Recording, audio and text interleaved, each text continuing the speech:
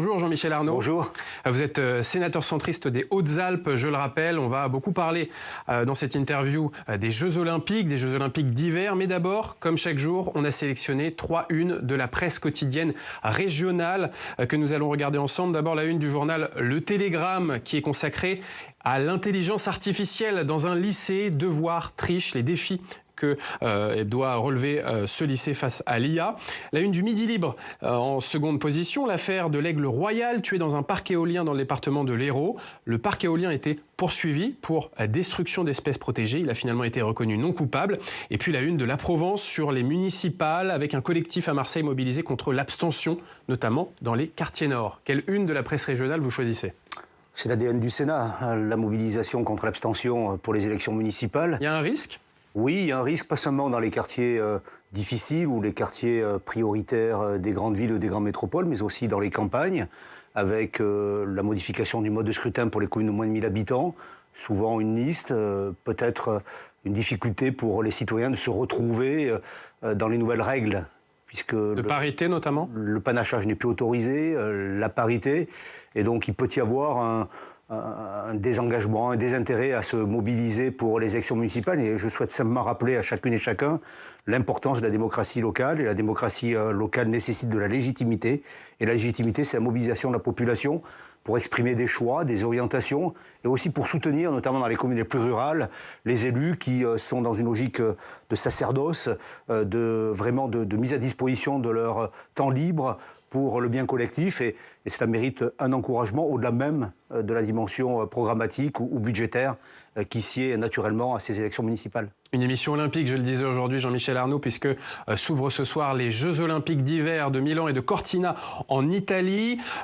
Qu'attendez-vous de cet événement? Alors en tant qu'élu, mais aussi en tant qu'amateur de sport de montagne. Vous savez, ce que j'attends d'abord, c'est un peu comme pour les JO de 2024, toute proportion gardée, de l'enthousiasme, de la jeunesse et évidemment de l'ambition sportive pour nos 164 athlètes et paralympiques et olympiques qui vont se mobiliser.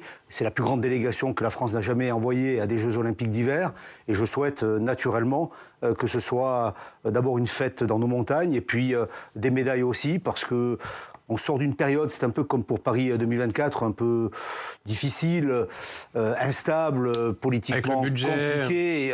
Avoir un peu d'enthousiasme et du sourire dans les visages et dans nos montagnes ne peut faire que du bien. C'est important, ce type d'événement, les Jeux Olympiques d'hiver, pour les territoires de montagne comme le vôtre ? Oui, bien sûr, c'est essentiel parce que d'abord, c'est l'ADN de l'activité économique. Je dis souvent que la montagne n'a pour seule industrie que le sport d'hiver et les activités liées à la neige. Et c'est un élément constitutif des emplois et donc de l'emploi à l'année, pas simplement saisonnier pour nos montagnes. Et donc quand vous avez une mobilisation de toutes et tous, de la presse, un focus sur les enjeux de montagne et pas simplement de stations, je parle bien des 4 saisons, de la vie à la montagne, de la question des services publics, de la question de la protection de l'environnement, un focus sur nos montagnes, je pense que c'est essentiel.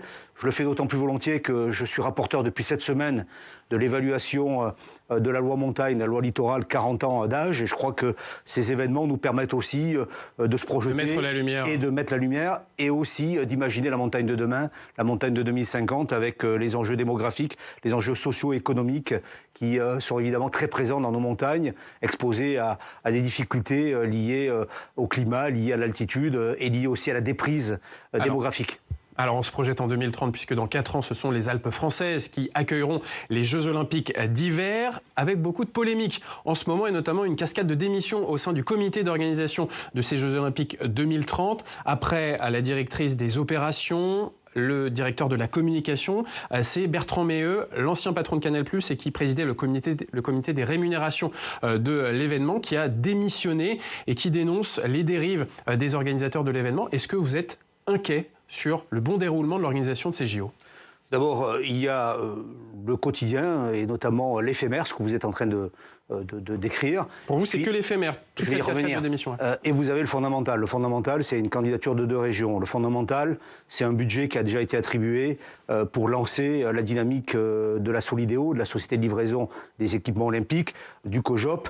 Et vous avez, depuis hier, le Parlement français, à une immense majorité, qui a adopté un projet de loi olympique. Et puis vous avez ce que vous décrivez. Plus vite, plus haut, plus fort, ensemble. C'est la devise olympique. Je pense que le dernier point de cette devise olympique devrait être à l'esprit de chacune et chacun. Je le dis ici de manière très directe, j'ai l'habitude de parler franc, il faut que ces chamailleries cessent. Il faut que les questions au fond soient réglées et s'il doit y avoir de nouveaux départs, que la purge se passe immédiatement et qu'on passe immédiatement à autre chose. Parce que nous avons besoin d'appui auprès des collectivités locales qui portent une partie de ces JO, auprès des sponsors qu'il va falloir mobiliser pour boucler le budget. Et puis c'est également l'image et la force de la France qui est en jeu. Donc maintenant, il faut qu'on passe à autre chose. Et M. Gros-Piron doit s'engager fortement. Et s'il ne s'engage pas, il faut qu'il en tire des conséquences. Donc Edgar Gros-Piron qui dirige le comité d'organisation de ces Jeux Olympiques d'hiver 2030, ancien champion olympique de ski de boss. On va écouter la réaction de la ministre des Sports sur cette série de démissions au sein du COJOP. La ministre des Sports qui a été interrogée par Stéphane Duguet. C'est vrai que l'avantage que nous avons, c'est que nous sommes sur l'héritage, notamment dans les Alpes du Nord, d'Albertville 92, puisqu'aujourd'hui, vous avez des grandes infrastructures, pistes de bobsleigh ou trampolins de ski, qui vont être réutilisées, bien évidemment rénovées, mais aussi en les rénovant, on va répondre aujourd'hui aux critères environnementaux, puisque la piste de bobsleigh, par exemple, sera beaucoup moins énergivore qu'elle ne l'est aujourd'hui. Donc voilà, je crois que c'est cette réussite. Vous savez, il y a peu de destinations dans le monde qui, demain, auront encore l'opportunité d'organiser des grandes compétitions internationales l'hiver. La France en fait partie et donc je crois que c'est une chance que nous devons saisir. Nous avons connu Chamonix, nous avons connu Grenoble, nous avons connu Albertville, nous connaîtrons les Alpes françaises et peut-être demain nous aurons encore le plaisir d'accueillir des grandes compétitions dans notre pays. Donc voilà, la ministre des Sports qui revenait sur les opportunités que représente cette organisation des Jeux Olympiques d'hiver 2030. Restons quand même sur la gouvernance, Jean-Michel Arnaud. Vous citiez Edgar Gros-Piron. Est-ce qu'il y a un problème avec la gouvernance actuelle de l'événement, et notamment avec Edgar Gros-Piron? Ce que je crois, c'est qu'il est assez fréquent que dans des événements de cette nature-là, il y ait des recalages. On est visiblement dans cette période-là. Ça tombe au pire moment, puisqu'on est aujourd'hui à l'ouverture des JO de Milan en Cortina. On a, dès le lendemain de ces JO, une échéance qui est à moins de 4 ans.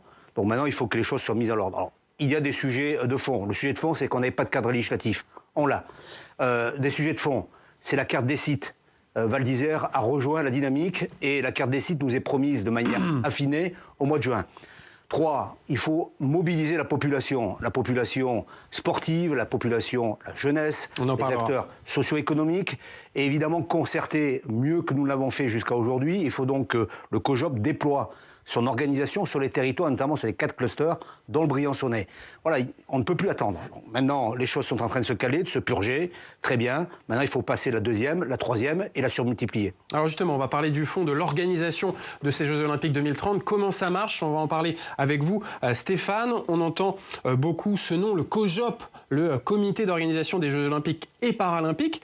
Mais qu'est-ce qu'il fait exactement? Alors c'est assez simple, hein, Alex, c'est lui qui planifie, qui finance et qui s'assure du bon déroulement des Jeux Olympiques et Paralympiques, en l'occurrence qui auront lieu dans les Alpes françaises. Et tout va aller très vite parce qu'il faut être prêt dans moins de 4 ans. Je vous rappelle que les épreuves auront lieu du 1er au 17 février entre Nice, Briançon, la Savoie et la Haute-Savoie, donc c'est demain. Et qui est représenté au sein de ce COJOP? Alors vous en avez déjà un peu parlé, hein, avec la crise actuelle qui touche le COJOP. Il y a un tandem entre le président Edgar Gros-Piron et le directeur général Cyril Linette. À leur côté, il y a d'autres directeurs. Au sein du COJOP, vous avez aussi les membres fondateurs, les 2 régions hautes, la région Auvergne-Rhône-Alpes et la région Provence-Alpes-Côte d'Azur. Ce sont elles qui ont porté ce projet Alpes françaises 2030. Il y a aussi l'État, les représentants du mouvement sportif, le CNOSF, le CPSF. Il y a aussi, vous avez aussi des élus locaux, des athlètes. Voilà, donc beaucoup de monde qui est représenté dans ce COJOP. Alors concrètement, Stéphane, maintenant que la loi olympique a été définitivement adoptée par le Parlement cette semaine, que doit faire le COJOP? Vous en parliez un petit peu, il y a au-delà de régler ces problèmes en interne que connaît le COJOP, il va falloir trouver des partenaires privés pour les Jeux, parce que certes, les Jeux sont financés par de l'argent public, mais surtout par de l'argent privé. Pour le moment, le budget qui a été arrêté pour le COJOP, c'est 2,1 milliards d'euros, donc 362 millions d'euros de l'État, 100 millions des collectivités des 2 régions, ce qui nous fait donc 462 millions d'euros d'argent public. Une des missions du comité d'organisation, c'est de mener à bien, par exemple, la construction du futur village des athlètes, du futur village olympique, des nouveaux équipements sportifs. Et pour ça, il s'appuie sur la Solideo, vous l'avez évoqué d'un mot, c'est un autre acronyme qui veut dire la Société de livraison des ouvrages olympiques. La Solideo qui a son propre budget pour faire les travaux. Oui, un budget qui est pour l'instant évalué à 1,4 milliard d'euros, donc à ajouter en plus du budget du COJOP, une somme qui doit permettre de réaliser au total une quarantaine d'ouvrages. Là aussi, le budget est abondé avec de l'argent public, 868 millions qui viennent de l'État et des régions hautes, et il y a encore 500 millions d'euros à trouver avec des partenaires privés, notamment des promoteurs immobiliers. Jean-Michel Arnaud, certes les jeux d'hiver ça coûte moins cher que les jeux d'été, mais est-ce qu'on peut s'attendre à un surcoût par rapport à ces 3,5 milliards d'euros ou ces 3 milliards d'euros qui sont prévus aujourd'hui? La ligne de conduite des deux présidents de région qui sont à l'origine de cette candidature est claire. Pas de dépassement. Donc là aussi, on a un enjeu majeur, que ce soit avec le COJOP ou avec la Solidéo, c'est de tenir la ligne financière, parce que vous l'avez remarqué certainement dans le projet de loi qui a été voté hier par le Parlement, l'article 5 prévoit des plafonnements en cas de déficit, et les régions sont engagées au maximum à 75 millions d'euros pour chacune d'entre elles à la contribution à l'éventuel déficit. On ne peut pas mettre en difficulté, en risque, les collectivités locales. Donc la ligne de conduite aussi ensemble, je reviens sur le 4e point de la devise, c'est trouver les solutions. Je suis quand même relativement optimiste et prudent à la fois, puisque il y a des consultations actuellement, par exemple pour le Fort des Trois Têtes, des groupements d'entreprises se sont positionnés pour ce village olympique.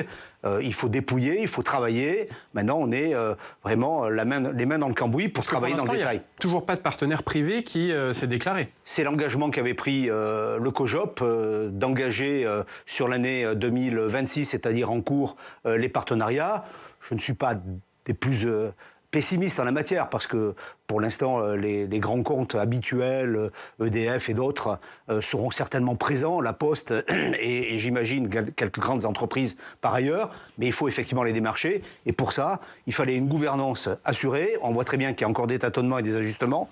Il fallait un projet de loi de finances qui engage un certain nombre de crédits pour la partie fonds publics, c'est le cas, et il fallait un projet de loi olympique, c'est le cas aussi. Donc voilà, je pense que symboliquement, le passage de témoin et le passage de la flamme à l'issue des Jeux Olympiques de Milan-Cortina va constituer un élément symbolique et un moment de passage important. Il faut que maintenant tout le monde se mette en mouvement.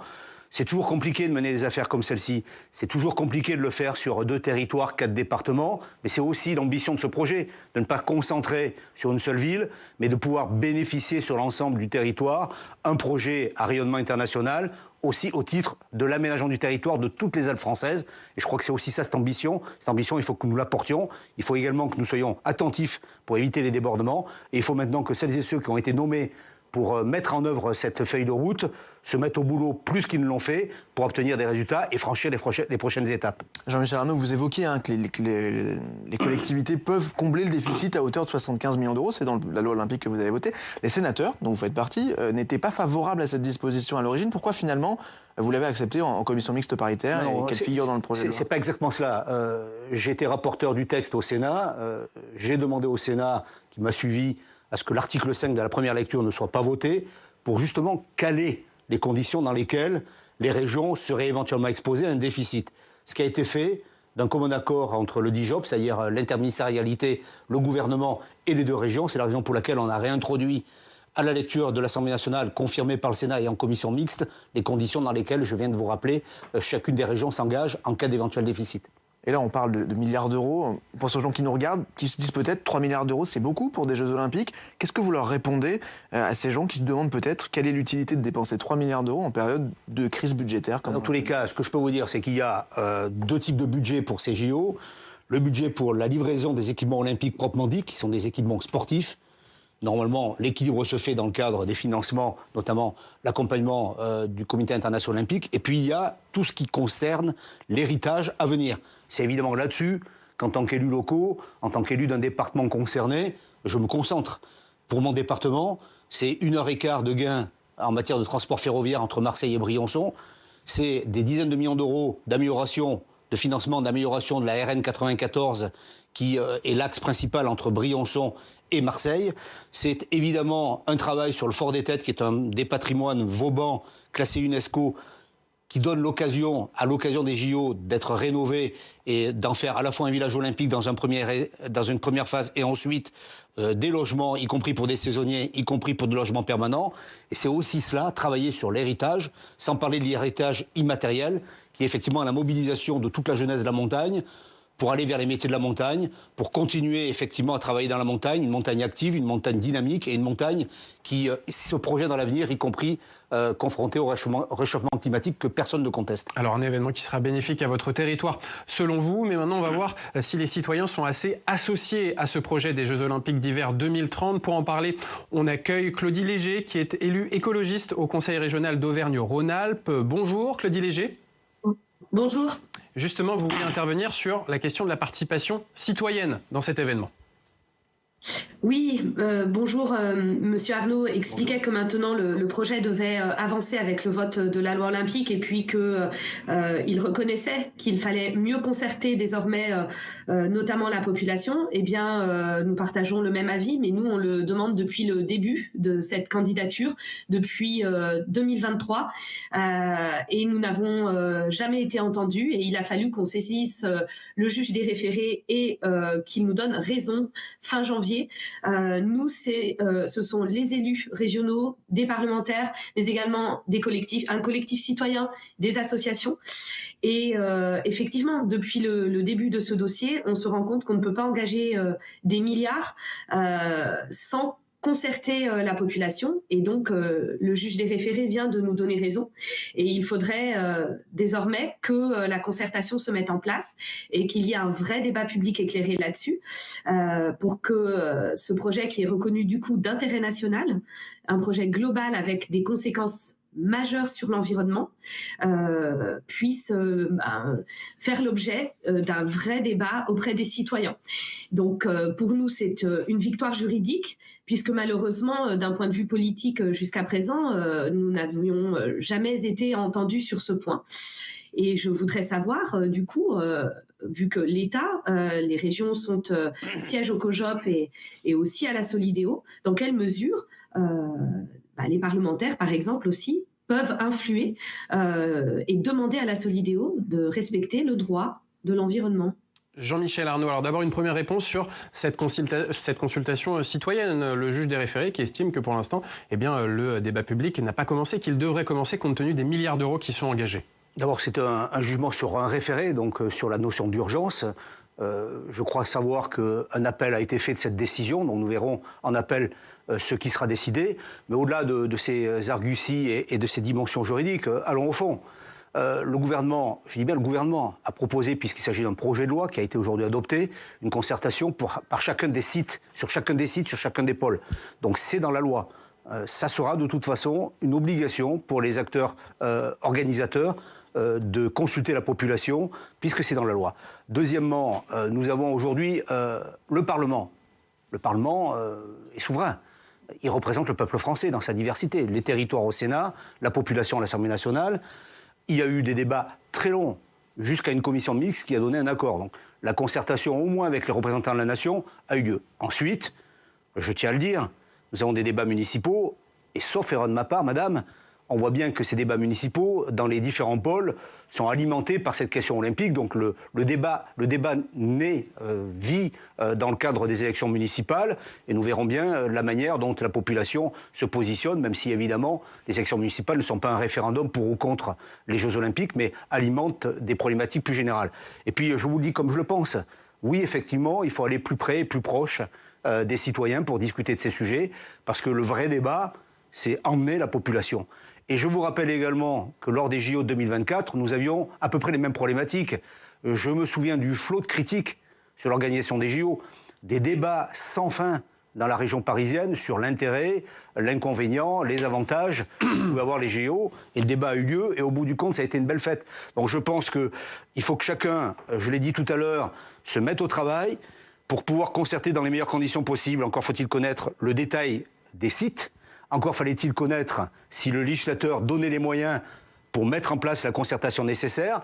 Et par ailleurs, s'il y a une accélération d'un certain nombre de procédures, il n'y a pas une annulation des procédures. La population sera évidemment concertée, des enquêtes publiques auront lieu. La question est de savoir, est-ce que c'est la Commission nationale du débat public qui doit s'emparer de ce débat? Je crois que c'est aussi ce sujet-là qui est, à travers le référé dont vous faisiez état tout à l'heure, en question. Nous verrons bien ce qu'en appel, les juges diront. Claudie Léger. Oui, alors sur l'appel, effectivement, il y a effectivement un pourvoi en cassation de la part de la Solideo. Néanmoins, en fait, le jugement, il est exécutoire immédiatement, et donc nous avons nous toute légitimité si la Solideo traîne à faire la publicité du projet, à informer la population et hésite encore à saisir la CNDP, nous pourrons ressaisir le juge dans ce cas-là. Donc en fait, on se place vraiment dans le strict respect du droit de l'environnement de l'article 7 de la Charte de l'environnement, qui expliquait que dès le départ, dès l'annonce de la candidature, il aurait fallu que la population soit associée à ce projet et pas à rebours. J'entends bien, effectivement, l'article 12 du projet de loi propose de faire des réunions publiques dans les bassins de vie, mais c'est une autre logique encore que celle qui s'impose par la Charte de l'environnement, puisque faire des concerts, enfin des réunions publiques dans les bassins de vie, c'est inverser la logique, c'est faire de l'information plutôt descendante sur un projet qui est déjà, on va dire, à peu près ficelé, alors que c'est sur l'intérêt même du projet que les citoyens auraient dû être consultés. Et d'ailleurs, vraisemblablement, il n'est pas trop tard pour le faire. En tout cas, c'est ce que dit le juge. Concernant les débats municipaux, effectivement, ce sujet doit être mis sur la table. Moi-même, je suis élue communale à Albertville, en Savoie, et ce débat a bien du mal à être mis sur la table parce que tous les candidats n'ont pas d'informations sur ce que ça va impliquer pour leur territoire en termes financiers, en termes de projet, en termes d'équipement. Merci beaucoup, voilà. Claudie Léger, pour votre intervention. Je rappelle que vous êtes élu écologiste au Conseil régional d'Auvergne-Rhône-Alpes. Jean-Michel Arnaud, on finit en parlant d'agriculture. Vous êtes exploitant agricole et au Sénat, le sénateur LR, les Républicains Laurent Duplomb, a présenté une nouvelle proposition de loi sur l'agriculture après son premier texte l'an dernier qui avait fait beaucoup de bruit. Il présente une nouvelle proposition de loi pour autoriser au final l'utilisation de l'acétamipride, un néonicotinoïde tueur d'abeilles, une mesure qui avait été retoquée par le Conseil constitutionnel dans son premier texte. Et cette loi Duplomb 2, elle provoque la colère des écologistes. On va les écouter. On a un précédent quand même, le chlordécone. On a fait pareil. On a dit mais on va remettre ces produits-là parce que il faut voir le temps et donc on a fait ça d'année en année. On voit les conséquences aujourd'hui, non seulement les conséquences sur la santé humaine qui sont dramatiques, mais les conséquences environnementales, c'est-à-dire qu'aujourd'hui on est incapable de dépolluer. Il a raison, Laurent Duplomb, de s'entêter pour autoriser cet acétamipride, ce néonicotinoïde qui est interdit en France mais autorisé dans d'autres pays européens. Ce que je peux vous dire d'abord, c'est que c'est une démarche qui n'est pas uniquement liée à la personne du sénateur Duplomb, qui est la cible d'attaques que je considère inacceptables à l'encontre d'un parlementaire, quelles que soient les positions du parlementaire. Si M. Gontard était attaqué, je dirais la même chose. Je crois que chacun a le droit, dans une démocratie, de pouvoir exprimer ce qu'il pense d'une situation. Par ailleurs, cette démarche est plutôt intergroupe. Alors, elle n'est pas unanime au Sénat, mais elle est intergroupe. Et trois, la démarche de Duplomb vise essentiellement à corriger ce que le Conseil et le juge constitutionnel a indiqué. Plus de ciblage, des problématiques liées aussi à la temporalité et sur la partie également dispersion des substances. Donc sur ces 3 points, il est fait une contre-proposition pour tenir compte de ce que le juge constitutionnel a indiqué. Je crois que c'est de bonne guerre que qu'un parlementaire, que le législateur se préoccupe aussi de ce qu'a dit le juge constitutionnel pour entrer dans le cadre. Ensuite, sur le fond, au-delà de la question de la forme juridique, il y a des études qui montrent que ce produit est nocif. Et sur le fond, pardonnez-moi, sur le fond, vous avez 3 cultures, pommes, cerises et noisettes, qui sont en grande difficulté dans ce pays. Et donc la question de la souveraineté nationale, la souveraineté même européenne, et la surtransposition d'un certain nombre de règles européennes dans le droit français se pose. Ces produits dont vous parliez sont évidemment des produits potentiellement nocifs, personne ne le conteste. Le sujet, c'est qu'on est dans un marché unique européen agricole et les règles ne sont pas toutes appliquées de la même manière dans l'Union européenne. Et je ne vous parle même pas de la situation, par exemple, en Turquie, qui est hors norme. Donc le vrai sujet, c'est de savoir est-ce qu'on se bat à armes égales pour pouvoir produire dans des conditions où les consommateurs puissent effectivement acheter de manière sécure, mais aussi au bon prix, des produits français ou européens. Le sujet, il est là. Ensuite, Marc Fesneau, quand il était ministre de l'Agriculture, a dit, redit régulièrement, tant qu'on n'a pas une solution pour pouvoir traiter un nuisible, on doit pouvoir effectivement utiliser des produits en faisant en sorte qu'ils soient utilisés dans les meilleures conditions possibles pour ne pas altérer la situation de nos concitoyens.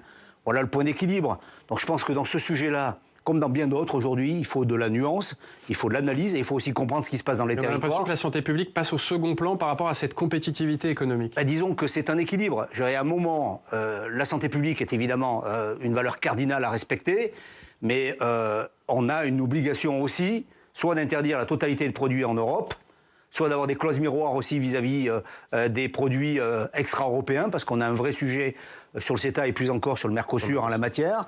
Mais on ne peut pas demander aux agriculteurs de produire de la qualité à un bon prix, tout en acceptant des règles et en faisant en sorte que ces agriculteurs, s'ils ne produisent pas ici, soient mis en difficulté par des introductions de produits venant d'autres pays européens qui, eux, ont ces produits. C'est ça le sujet, en fait. Merci et donc, beaucoup. un peu de sérénité, un peu de nuance et un peu de compréhension mutuelle et évitons les caricatures de part et d'autre. Sérénité, on finira par ce mot. Merci beaucoup, Jean-Michel Arnaud, d'avoir été le sénateur du jour.